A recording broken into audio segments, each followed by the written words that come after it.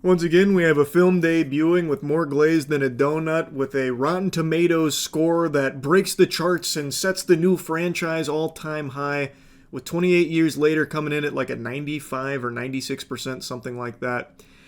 And I'm just going to tell you right now, sports fans, I don't think that score makes a whole lot of sense for this film. I don't think it lives up to that level of hype.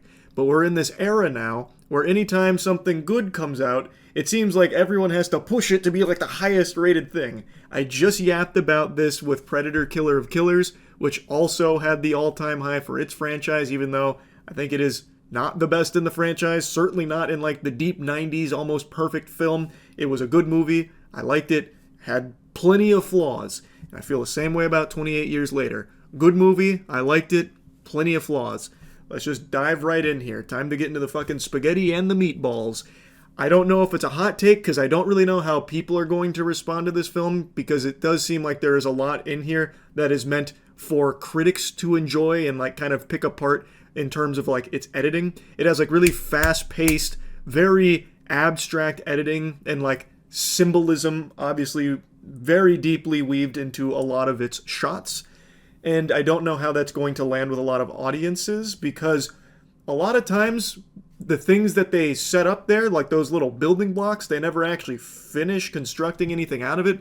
So they'll just show you like an abstract scene and then really not have that build to anything or actually have any like emotional tie-in to anything. It was just kind of like a odd, peculiar moment for the sake of it, it feels like.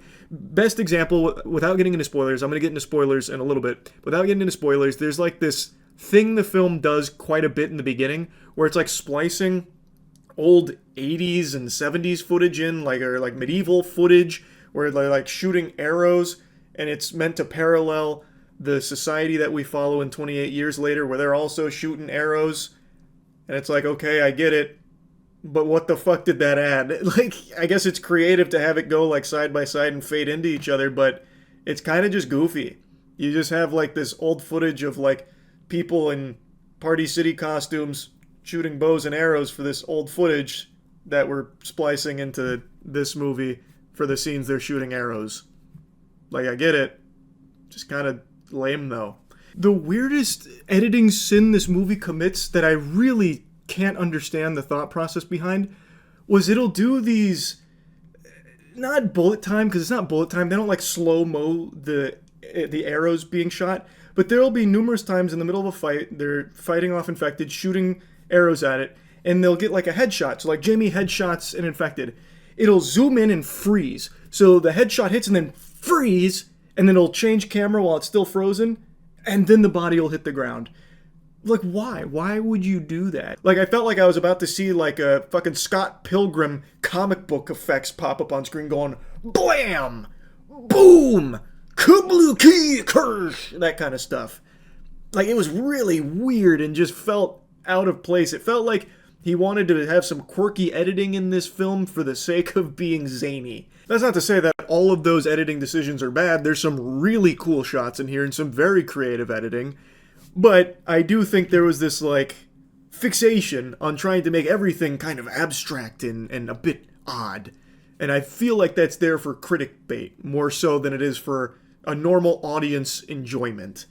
And maybe I'm wrong. Maybe a lot of people are going to really like the bow and arrow bullet time moments.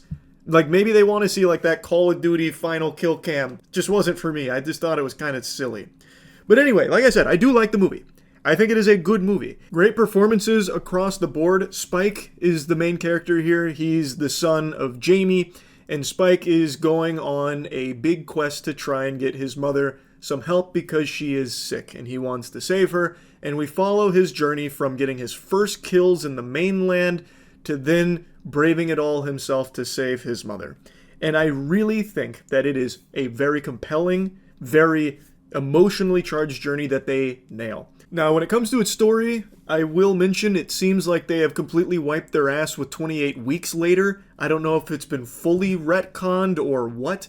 I don't understand how 28 weeks later fits into what we see in 28 years later. But maybe they'll explore it more in the sequel to try and make the puzzle pieces fit a little better, but feels like that's been abandoned. and it's following something pretty different here in terms of the lore of the 28 Days universe.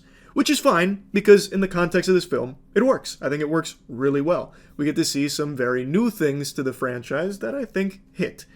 I think the action was good, even with the bullet time silliness. I think they did a really great job at making every scene with the infected intense. We see a bunch of different infected, some fat ones, some fast ones, and even the alpha. Alpha was very cool. I thought the alpha infected that they showed off a couple times was an absolute banger. He even had a signature move. For some reason, the alpha infected love ripping people's heads off and like keeping their vertebrae and everything intact to use it as a weapon. Actually shit you see out of Mortal Kombat. That is literally a fatality in Mortal Kombat, and that was his anime finishing move that he loved to utilize. It was cool. Every time that they had to fight off the infected, they did a great job at making it very, very intense. Like, times where you think they're getting away, maybe not. Times where you think there's no way out of it, there probably isn't. Like, they do a really fantastic job at getting you, like, on the edge of your seat when the infected are on screen. And they're on screen a lot. It's not like they take a back seat to everything else. They are front and center, for the most part. So, I was happy with the film. I did like it. But I do want to get into my big-time complaints here, and to do that, I'm going to have to get into spoilers. This is your big spoiler warning. Huge spoiler warning. Here it is. And now it's over. This movie's tone shifts drastically numerous times. It feels like there were conflicting ideas for what this film should be, and instead of trying to meet somewhere in the middle to try and, like, work them together, they just fucking shoved them together and said, fuck it, we'll do it live. It doesn't matter if it, like, works super well. Like, it's not cohesive, is what I'm trying to say. What I mean by this, you have the first half, which is very intense. And it's a little on the slower side, of course, outside of like the big intro where you have a lot that happens. But then it gets a little slower as you get more of the pieces set up. And then you'll have this really great journey. And then when you have the infected come in, it's very intense. You're seeing him, Spike, get his first kills. The sound design is really good. Like all the weird sloshing and gurgling noises from the infected is unnerving. Everything is great there. And then you get to like the second half of the film where they try and do something a little different, where they have this side plot with a pregnant infected, and then they meet this doctor. And the doctor, I think, is a good character, but it does kind of come out of nowhere here, and it is a bit of a weird thing to throw in, but he has some very moving moments in this movie, some very moving moments. And this doctor's talking about the magic of the placenta and this, like, miracle birth of the infected baby. Or not even really a miracle birth, because he kind of writes it off as, like, kind of expected this to happen. Actually, this was something that I had on my bingo card. So, like, it's not even that big of a deal to him, even though the movie's setting this whole thing up as, like, a big deal. And then the alpha's hunting to try and get his baby back. And it doesn't really, like, I don't think it did much. It was just, like, a huge, like, weird tangent from what we'd been following with the emotional journey of Spike and his mother. And another thing that adds to this tonal whiplash is this new character they also introduce, which is Eric, who is a soldier who ends up stranded there, and all of his squad is wiped out by the infected after their ship crashed and they were doing like the quarantine patrol, but they hit something, they said, and then they washed up on shore and then had to fight to survive. He's the only one that made it. He's making a bunch of jokes, so he becomes the comic relief character, just making wisecracks like, you guys probably don't even know what the internet is here, do you? Primitive. That kind of thing. Because he saves them, and then he joins them, and then he's like immediately killed off, so it doesn't even go anywhere. It just, once again, like changes the whole tone and focus of the movie. It just felt weird to go back and forth like that. But by far, the most egregious problem with this film is its ending. Its ending is, I think it is one of the most surprisingly stupid endings I've seen maybe in the last, like, 5 years. I'm trying to think of something in recent memory stupider than this. I'd put this onto, like, almost Moonfall level of unexpected lunacy. The film ends with, I'm trying not to spoil everything here, but the film ends with Spike going through, like, this change.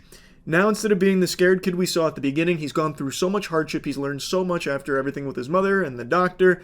He now wants to be on his own out in the mainland, away from the shelter, to kind of just brave it all on his own and get after it.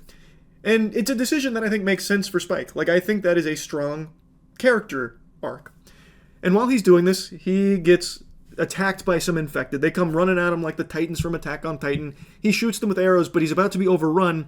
And then a guy pops out, and he's basically a fucking cartoon character. The guy pops out, his name's Jimmy, and he's like, "Great shooting, Tex, but I think there's a little too many for you. Mind if we step in?" And I shit you not, he summons the Power Rangers. He summons ninjas.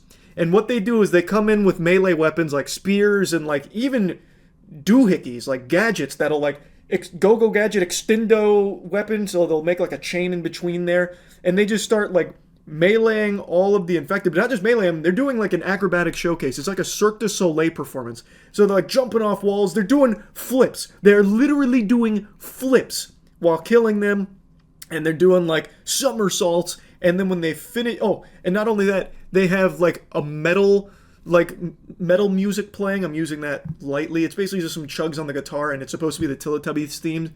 And then when they finish it off, they do a pose, which is this. They go, "Ha!" like that. They all do that pose, and they're all named Jimmy. So it's a cult. And this cult is something that was a seed that was planted throughout the movie with Jimmy. You see his name on a building once, and in the very beginning of the film, the opening sequence with the kids where they get slaughtered by the infected, those kids are these individuals. So the idea is they are likely infected, so they're enhanced, and now they are this cult that is recruiting Spike into their ranks. The theater was giggling when this was happening. It is so out of nowhere and so different from everything this movie had been doing up to this point that it just felt like a joke. It was a weird decision to end the movie with that. I really don't understand why. And like, it doesn't make me hype for the sequel.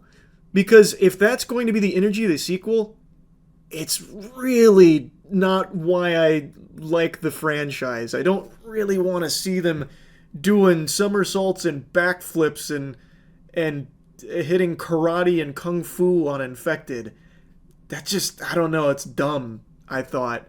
I thought the ending was just terrible. Like, I thought it was really terrible. It doesn't ruin the movie for me or anything. Like I said, I still really do like 28 Years Later, but it was very different than what I was expecting. In some ways, positively, but in quite a few ways, negatively as well. I definitely don't think it's the best in the 28 Days Later franchise. I definitely don't think it's a 95 or 96% on Rotten Tomatoes level of quality here. I think it was good. I think it was a good movie. I enjoyed it. And yeah, that's really about it. So, yeah.